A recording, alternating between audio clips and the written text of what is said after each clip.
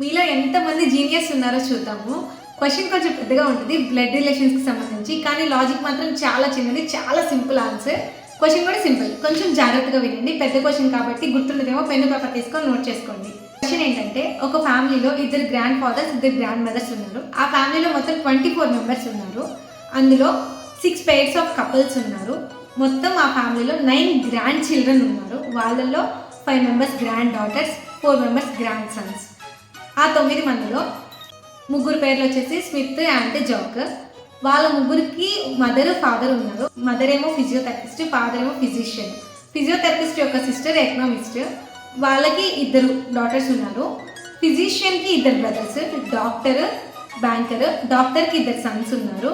ఇప్పుడు the question ఏంటంటే, బ్యాంకర్కి ఎంతమంది పిల్లలు? ఆన్సర్ తెలిస్తే కామెంట్ సెక్షన్లో కామెంట్ చేయండి. మీకు ఎవరికి తెలియకపోతే ఈవినింగ్ వచ్చే షార్ట్స్లో నేను ఆన్సర్ పోస్ట్ చేస్తాను. Bye guys.